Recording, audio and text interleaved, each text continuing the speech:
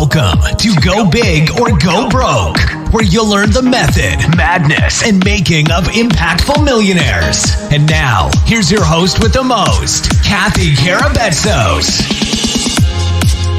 Hey there, podcasters. I am Cathy Karabetsos, your host, Go Big or Go Broke. Thank you so much for joining me today. I have an extremely impressive and amazing guest today, probably one of my most exciting guests that I will have on for 2019. This young man has absolutely inspired me on social media. I've been in the digital strategist game for a couple of years now and following some amazing stuff, but I have to tell you, my guest today is going to awe and inspire each and every one of you. Beau Cowan fell in love with horses at the young age of 11. He's an avid fan of show jumping and consistently attends horse shows to cheer on his favorite equestrians. Because of his love for horses, he started his own blog, the Equestrian Enquirer, and also it has been published in the Chronicle of the Horse. Born with cerebral palsy, Beau was confined to a wheelchair, though he's never let his illness slow him down. He headed a successful fundraising campaign, Trapped, Then Freed, in order to give back to the therapeutic writing center that gave him so much.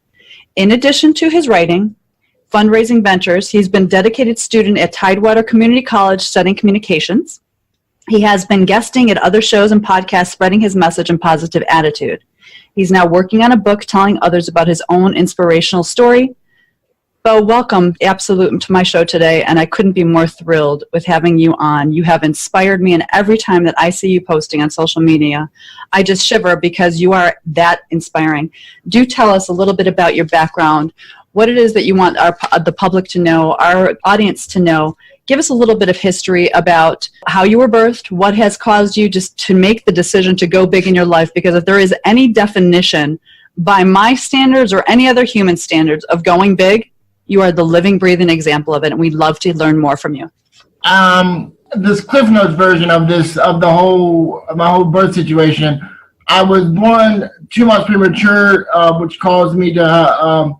My wife had placenta previa that ruptured when I was born, which caused me to have lack of oxygen at birth, which caused me to be born with cerebral palsy or diagnosed with cerebral palsy at 18 months old. They didn't know what was wrong with me until I was 18 months old, and then I wasn't like sitting on the milestones and hitting on the milestones that was supposed to be like sitting up, or like I was too fat. I didn't walk or move around and all that stuff, and that's when they diagnosed me at 18 months old that I was had cerebral palsy. So, and then here I am. I couldn't be more thrilled to have you. And we'll continue to talk more about your story. Let us move forward to talking about the book that you are currently writing. How is that coming along? And then we'll kind of go back a little bit. The book I'm working on, it's just telling my story. It's a collection of short stories I've been writing, and then I'm going to put it and add it to my spin. I just woke up one day, like in January, like the first of the year, and said, I got to do something else. Like, I got to put my stuff out there, because my Instagram is growing and growing and growing, but I've got to have a pillar piece of content that I can put out there and give some more latitude to my story, so I don't have to sit here and explain it to everybody. So I can have something to say. You want to read more about my story? Go do it. And then that's my pillar. That's the pillar that I want to work on. That's amazing. I most recently saw a post that you had put up, and you were saying, first of all, you were triumphing through physical activity at the gym, and you were actually working on the ropes. Yeah. Now, for anyone who has not trained in a gym with a trainer and doing those ropes without having any form of physical inability, you amaze me. It is unbelievable to me. And so after that, you said, can you all give me some ideas for continuing progress and going big and something else I can challenge myself through? I look at you and I say, unbelievable what you have accomplished. You're so awe-inspiring. I want the world to know you, because going big means so many different definitions for each human being.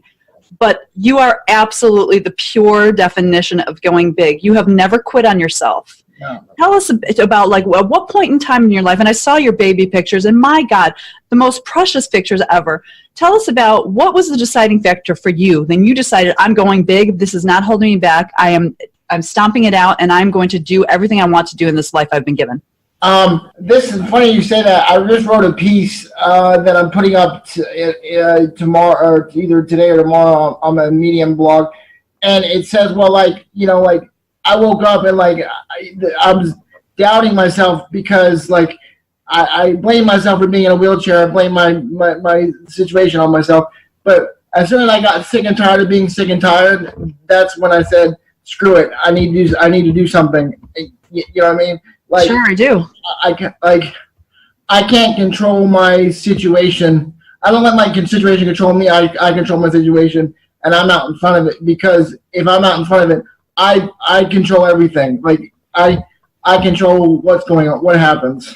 I love it so much. And the message that you're sending to the world right now is, you have these physical ailments. You didn't choose to have them. You didn't choose not to have them. But what you are doing is choosing not to allow them to define you. And for anybody who's in business, whether you are working for an organization, you want to be better in that field or industry, or if it's a physical thing that you're dealing with, or you want to be better in your own physical health and fitness, or us entrepreneurs, I have never seen a better example than you living and breathing and saying, this will not define me. Mm-hmm. And so today I put out a very quick, short video and talked about fear and accomplishing and tackling our fear. This goes so beyond tackling your fears. You're saying, I know I have this. It's not getting me down. I am going to do everything I want to create the life that I want. I will have a wonderful life. I will show myself and teach myself and inspire the rest of the earth to let them know, even me having cerebral palsy is not going to will not determine my fate. And I can't tell you enough how inspiring that is to me, and hopefully the entire earth. Anybody who watches and sees this video and understands and then takes a look at your story from birth till now. And do you mind sharing your age currently, Beau? I'm 36. I look 12, but I am 36. You're amazing at 36-year-old and accomplishing all your dreams. You're writing books. You're doing blogs. You're doing posts.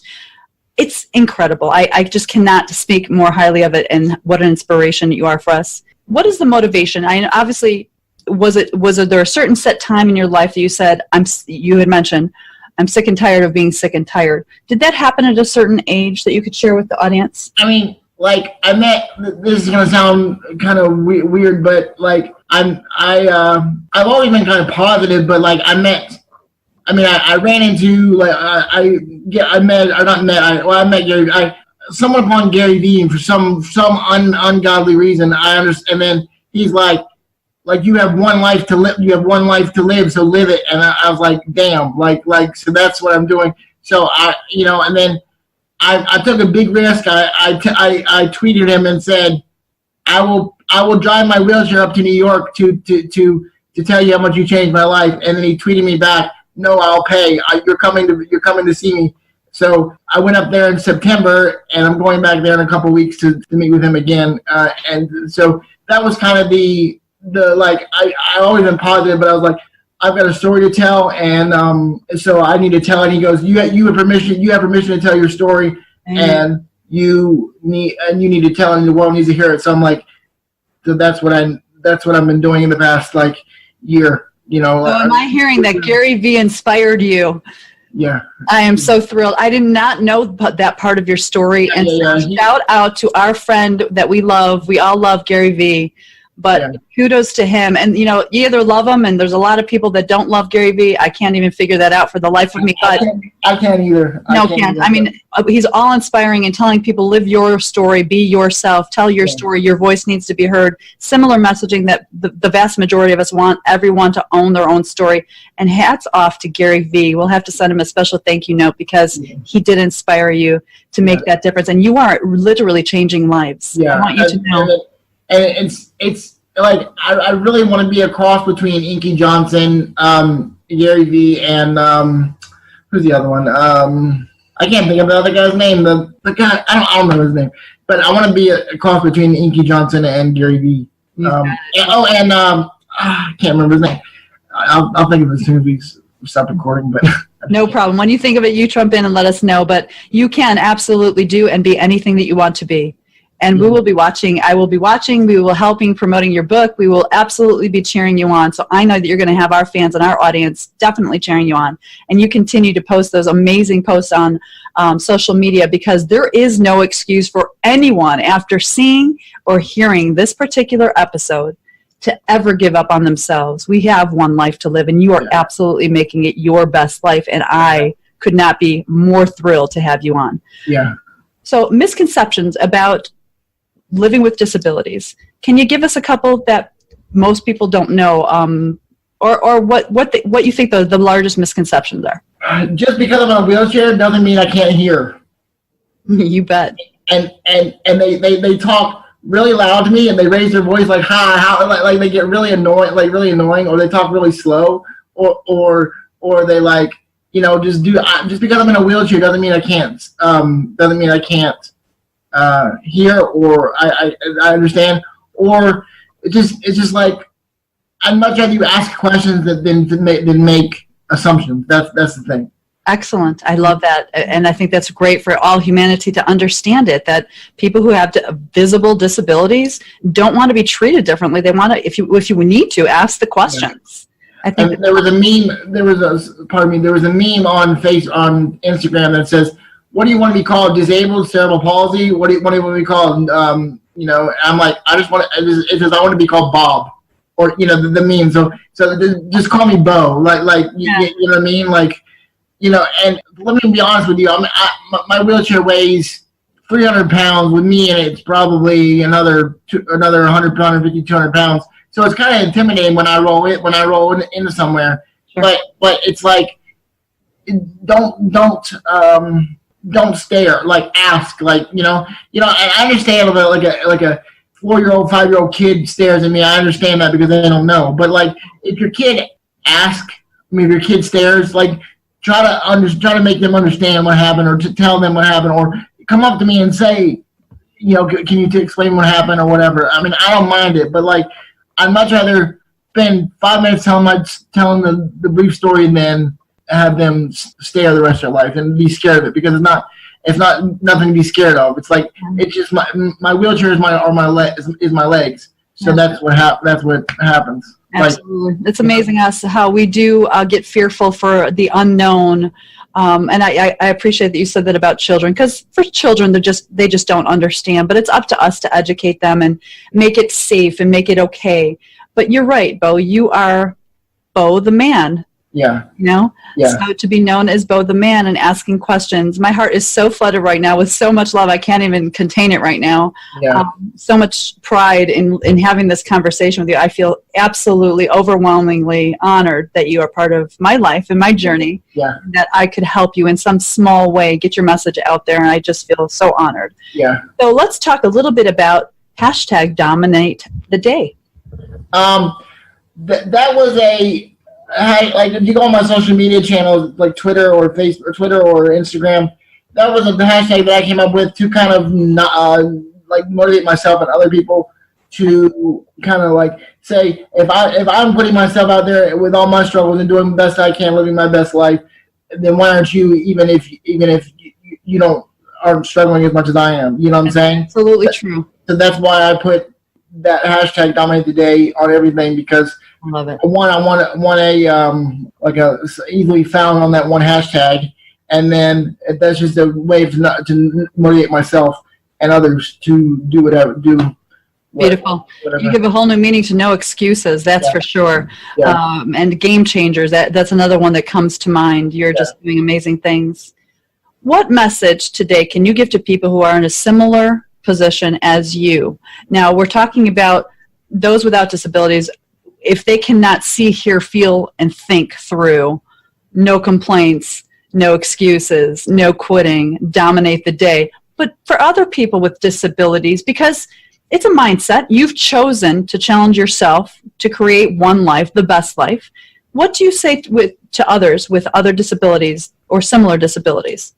You have to, in a weird way, you've got to be okay in your own skin. You got to know your own truth, because if you don't know your own truth and you don't get out in front of it, it's going to haunt you forever. Because that's the problem. That's the and you got to be okay in your own skin. Like people say, well, it must be hard being in a wheelchair. Like it must be hard having cerebral palsy. Like, I know no different. This is my own skin. So I don't have some could walk one day and then wake up the next morning and be like, oh, I'm paralyzed or I'm in a wheelchair.